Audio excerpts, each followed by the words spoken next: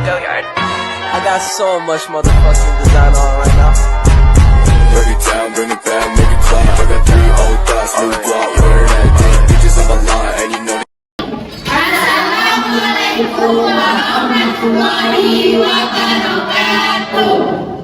Izinkan kami memperkenalkan diri kami terlebih dahulu. Perkenalkan, nama saya Nisa Hikmatul Nazila, NIM 2022-143394. Baiklah, di sini saya sebagai penanggung jawab proyek belajar. Perkenalkan, nama saya Agung, NIM 2022-143377. Di sini saya penanggung jawab proyek. Perkenalkan, nama saya Umi Nabila dengan NIM 2022-143370. Di sini saya penanggung jawab analisis. Perkenalkan, nama saya Lydia Melinda, NIM 2022-143364. Di sini saya sebagai analisis.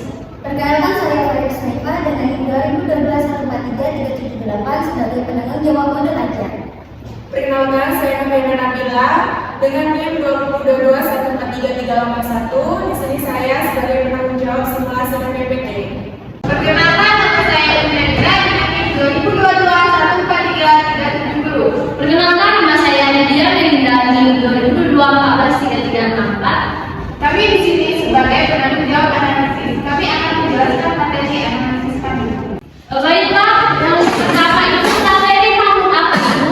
Materi adalah segala sesuatu yang memiliki massa dan menempati ruang segala sesuatu yang dapat diukur massanya dan terbukti menempati ruang tertentu, maka bisa dipastikan bahwa benda itu termasuk materi.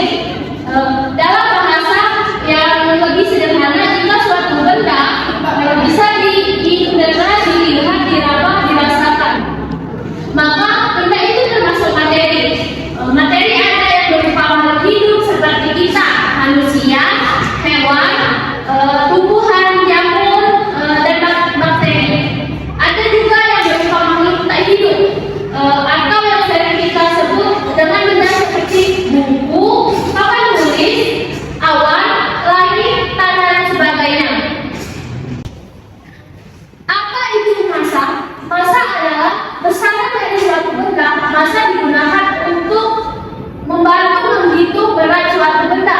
Cara menghitung massa suatu benda perlu menggunakan massa satuan yang digunakan dalam sistem satuan internasional. SI adalah kilogram kg. Ketika suatu benda memiliki massa, maka benda itu merupakan materi. B. Ciri-ciri materi adalah memiliki volume. Selain memiliki massa, ciri-ciri dari materi adalah menempati ruang maksudnya. Setiap materi pasti memiliki ukuran tertentu. Misalnya, air yang bisa disimpan di dalam gelas atau botol, udara yang bisa memenuhi paru-paru kita atau ruangan. Dengan kata lain, materi juga memiliki volume tertentu. Adapun hubungan massa dan volume, mirip seperti massa volume adalah ukuran banyaknya jumlah zat. Benda adalah bisanya massa digunakan untuk mengukur banyaknya zat padat, sedangkan volume bisa digunakan untuk mengukur banyaknya zat cair seperti air, minuman, oli, dan sebagainya. Baiklah, materi yang kedua, memangnya wujud materi seperti apa? Yang A, seperti apa bentuk dan sifat zat padat? Zat padat memiliki bentuk dan volume yang relatif tetap. Zat padat memiliki bentuk tertentu yang tidak bisa berubah-ubah, meskipun di dalam wadah yang berbeda-beda. Contohnya, seperti batu yang diletakkan di gelas, maka bentuknya tetap seperti batu. Yang kedua, seperti apa bentuk dan sifat zat cair? Zat cair memiliki bentuk yang tetap dan mengalir. Contohnya, ketika kita menuangkan air ke wadah yang berbeda, maka air akan mengalir dan menempati wadah tersebut. Bentuknya akan berubah-ubah sesuai dengan wadahnya. Jadi, boleh dikatakan bahwa air tidak memiliki bentuk yang tetap, atau dengan kata lain, bentuknya berubah-ubah sesuai dengan wadahnya. Dan ketiga, seperti apa bentuk dan sifat gas? Sifat gas memiliki bentuk yang tetap. Contohnya, ketika kalian membeli balon di dalam bentuk botol plastik yang berbeda-beda, maka bentuk gas pun akan berubah-ubah. Selain bentuknya yang berubah dan ternyata juga menekankan kesedaran. Dan yang ketiga, bagaimana wujud benda berubah? A. Apa itu bercair dan membeku? Api memiliki suhu yang lebih tinggi dibandingkan suhu ruangan.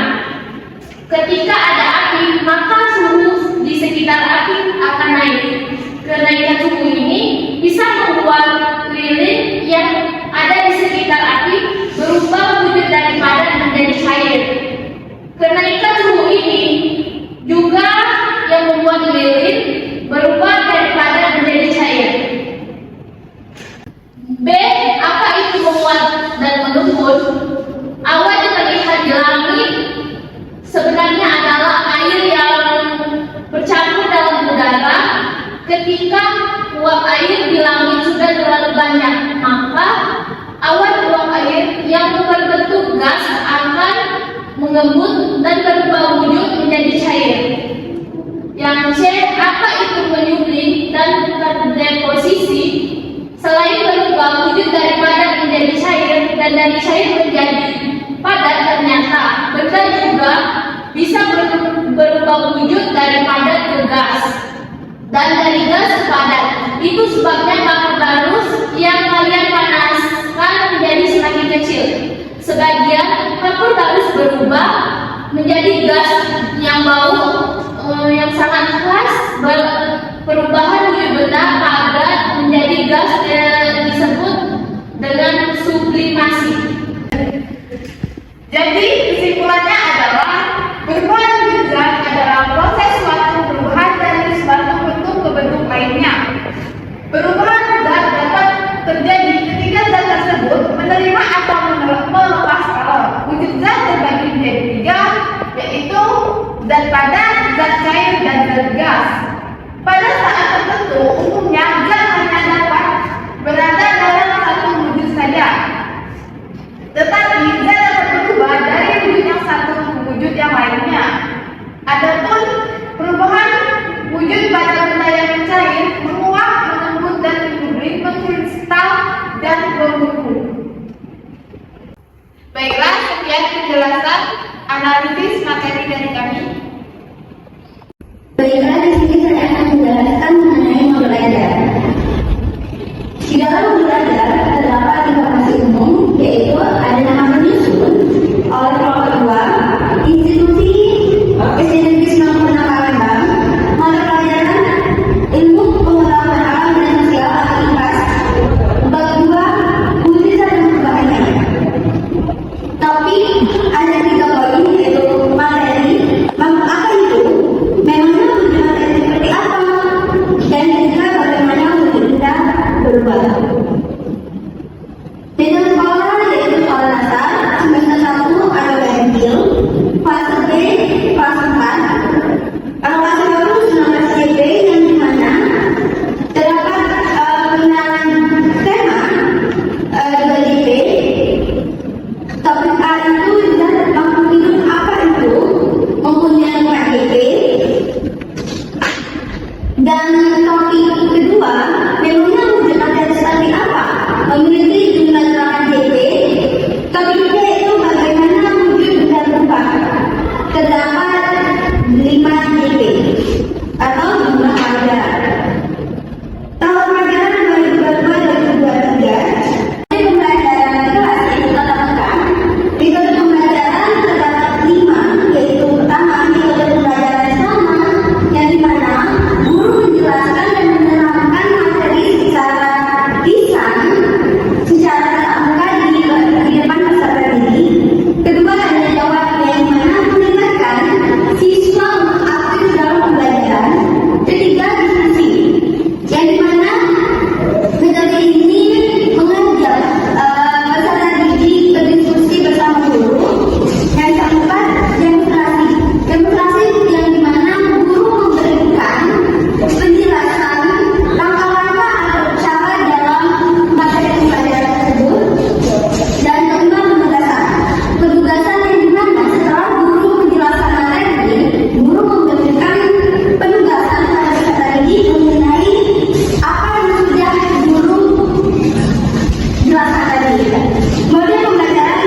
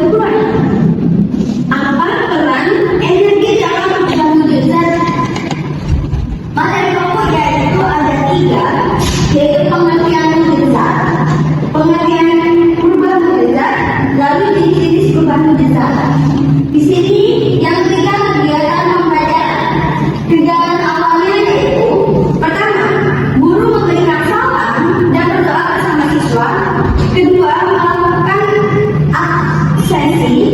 Ketiga, guru melakukan absensi. Keempat, guru mempersiapkan materi pembelajaran. Kelima, guru mempersiapkan alat, bahan dan media pembelajaran yang diperlukan. Keenam, guru menyampaikan materi pembelajaran dan melatih peserta didik untuk berpikir dan berimajinasi. Dan ketujuh, guru menyampaikan tujuan pembelajaran. Kedelapan, guru menyampaikan pertanyaan tematik seperti pertama, apa saja wujud dari benda? Kedua, mengapa zat memiliki sifat yang berbeda? Ketiga, bagaimana perubahan bentuk dapat terjadi pada zat? Ketiga, sifat dan karakteristik dari setiap wujud zat atau wujud benda. Kelima, bagaimana wujud zat bisa berubah dari padat, cair, dan gas? Selanjutnya, apa membuat wujud zat berubah? Dan terakhir, apa peran energi dalam perubahan wujud zat? Lalu kerja selanjutnya, guru mengarahkan peserta didik untuk mengamati video tentang perubahan wujud zat. Kedua, guru meminta peserta didik menyebutkan pengertian zat. Ketiga, berdasarkan video pembelajaran yang ditanyakan, peserta didik menyebutkan 6 jenis perubahan wujud zat secara bergantian. Keempat, guru mengajak peserta didik untuk melakukan percobaan perubahan wujud dari zat padat ke zat gas melalui S1 dan Hambarus. Kelima, setelah peserta didik melakukan percobaan, peserta didik mengerjakan LKPD yang diberikan oleh guru untuk memperdalam pemahaman tentang perubahan wujud zat. Keenam, guru bersama peserta didik membahas jawaban dari LKPD secara klasikal. Kegiatan berikutnya yaitu guru dan peserta didik menyimpulkan isi pembelajaran yang telah dilaksanakan. Kedua, guru melaksanakan evaluasi pembelajaran. Ketiga, peserta didik diajak untuk pembelajaran yang berdoa bersama yang dipimpin oleh peserta didik. Keempat, guru merencanakan 3 project. Dan juga di pembelajaran ini terdapat ada resepsi bagian guru dan bagian peserta didik yang mana dan revisi untuk guru apakah tujuan pembelajaran yang telah tercapai, apakah menurut peserta didik memiliki pembelajaran dan antusias, dan juga apa kesulitan yang dialami, keempat apa yang diperlukan untuk memperbaiki proses belajar. Lalu refleksi bagian peserta didik yaitu apa saja yang kesulitan dalam menyelesaikan tugas ini, bagaimana cara membatasi hambatan tersebut, di bagian manakah hasil pekerjaanmu yang dirasakan masih memerlukan bantuan. Selanjutnya, bantuan seperti apa yang kamu harapkan? Dan yang terakhir, apa hal yang membuat bersemangat saat belajar kali ini? Lalu di dalam menurut akhir kami terdapat tampilan yang pertama LKPD atau lomba kerja peserta didik. Kedua, kemudian penilaian. Dan ketiga data tersalah, yang dimana kami menggunakan dari Amal Hidayati dan kawan-kawan pada tahun 2021 buku panduan guru ilmu pengetahuan alam dan sosial kelas 4 pusat kurikulum dan perbukuan badan penelitian dan pengembangan dan perbukuan pendidikan kebudayaan riset dan teknologi. Jadi saya ini benar. Lalu ada isi penulis oleh Amal Hidayati dan kawan-kawan pada tahun 2021 dengan judul buku yaitu buku panduan guru ilmu pengetahuan alam dan sosial kelas 4 pusat kurikulum dan perbukuan badan penelitian dan pengembangan dan perbukuan pendidikan kebudayaan riset dan teknologi. Mengetahui kepala sekolah SD Negeri 96 Palembang atas nama Profesor Satyana Ketika dengan diri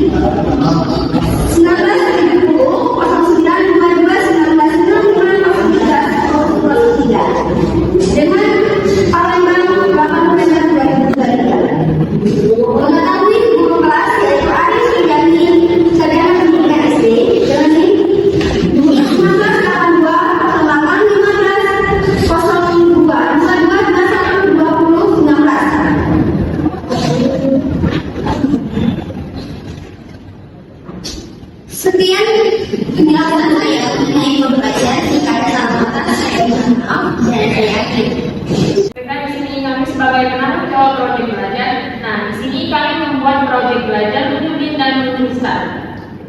Menyuplin adalah merupakan peristiwa perubahan wujud dari zat padat menjadi gas. Sedangkan mengkristal adalah perubahan wujud gas menjadi zat padat. Untuk lebih lanjutnya, mari kita simak video berikut ini. silakan menyimak. Menyuplin dan mengkristal adalah peristiwa perubahan wujud dari zat padat menjadi gas yang bisa disebut perubahan kristal. Proyek adalah peristiwa perubahan wujud dari gas dan kristal yang selanjutnya mewujudkan menjadi padat.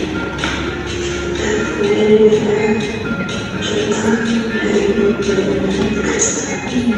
Pertama, tindakan pembangkangan atau bahannya merupakan tindakan PTS yaitu keangkatan ketensian untuk proses instalasi sebuah bahan apabila sudah ada angka selanjutnya mengangkatkannya itu sendiri. Kemudian sekarang penyelesaian kami aktif menggunakan untuk langsung menggunakan suatu kata.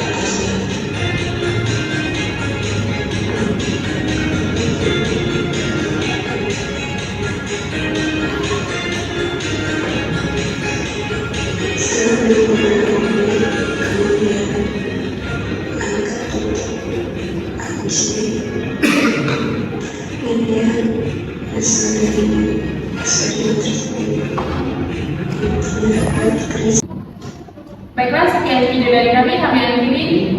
Terima kasih. Terima kasih.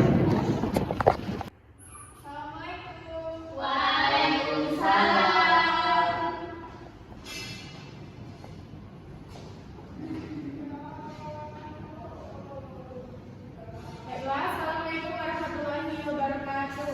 Waalaikumsalam warahmatullahi wabarakatuh. Gimana kabarnya hari ini anak-anak? Baik. Sebelum memulai pembelajaran, alangkah baiknya kita berdoa dahulu ya. Siapa nih yang mau memimpin doa? Saya Bu. Oke, silakan Abu. Baiklah teman-teman, sebelum kita memulaikan pelajaran pada hari ini, baiklah kita membaca doa menurut agama kepercayaan masing-masing. Berdoa mulai. Berdoa selesai. Alhamdulillah. Siapa nih hari ini yang tidak berangkat? Masuk semua, Bu. Sebelumnya ibu absen dulu ya. Iya, Bu.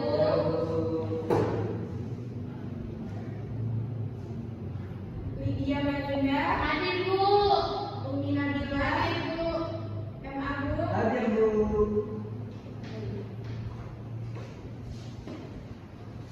Ada yang masih ingat nggak pembelajaran tentang yang lalu? Tidak, Bu.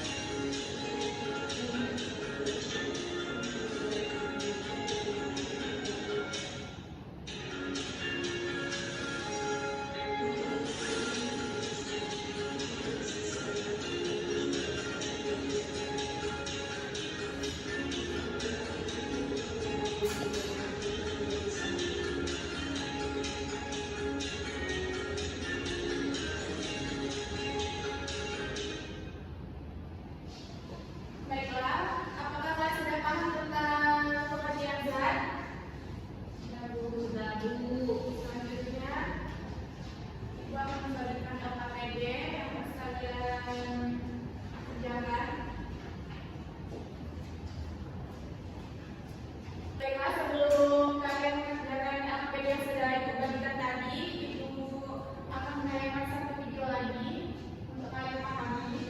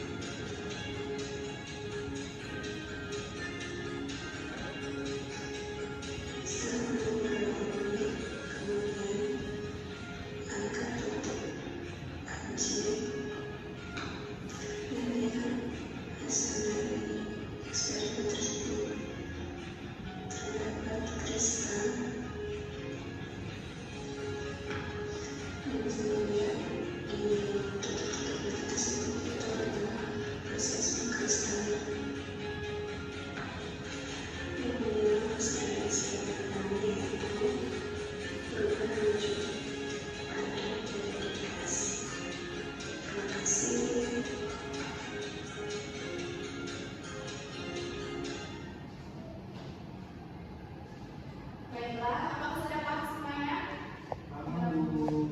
Nah, Ibu mau tanya nih, setelah kalian melihat video yang tadi, adakah yang sudah mengerti apa yang dimaksud pengertian dari zat?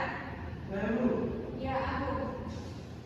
Pengertian zat adalah suatu bentuk materi yang memiliki komposisi, kimia, dan sifat karakteristik konstan. Ya, nah kemudian ada yang masih ingat 6 jenis dari perubahan wujud itu apa saja? Yaitu uni, zat padat, Zat cair, Bu. ya benar. Nah, 6 zat dari contoh dari perubahan wujud ini yaitu yang tadi yang disebutkan dan media. Kemudian yang ketiga itu mencair, mengkristal, menyublim, dan menguap. Kemudian sudah apa beda yang Ibu berikan tadi? Sudah selesai.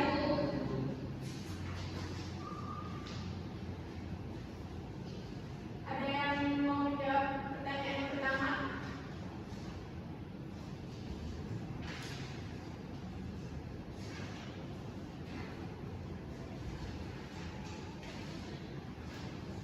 Ada yang sudah? Yang pertama? Sudah semua tugas yang Ibu bagikan tadi? Sudah, Bu. Ada yang ingin menjawab pertanyaan Saya, Bu. Ya, selamat Lilian. Pertanyaannya, apa yang terjadi saat kapur barus dimasukkan ke kaleng listrik? Jawabannya, kapur barus akan meleleh dan menghasilkan kristal. Pertanyaan yang nomor 2. Saya, Bu. Ya, kami silakan. Peristiwa apa yang terjadi saat batu es diletakkan di atas batu panci? Peristiwa yang terjadi di batu es akan mencair. Benar sekali. Baiklah, dari materi pertama tentang wujud zat dan perubahannya, ada yang bisa menyimpulkan materi kita pagi hari ini? Ada yang bisa? Saya, Bu. Ya, silakan Bu. Dari percobaan di atas dapat disimpulkan bahwa kapur barus yang dipanaskan mengalami proses menyublim, berubah menjadi zat gas. Pada saat zat gas menyentuh kaleng biskuit, maka gas tersebut berubah menjadi kristal yang berada di dinding kaleng. Maka peristiwa perubahan dari zat padat menjadi zat gas merupakan peristiwa yang memerlukan energi panas, yang dimana perubahan wujud zat padat menjadi zat gas melalui wujud cair. Jadi kesimpulan dari pembelajaran kita, perubahan wujud itu memiliki 6 jenis ya. Yang pertama, perubahan wujud menjadi padat, gas, cair, kristal, berlumut, dan menguap. Nah,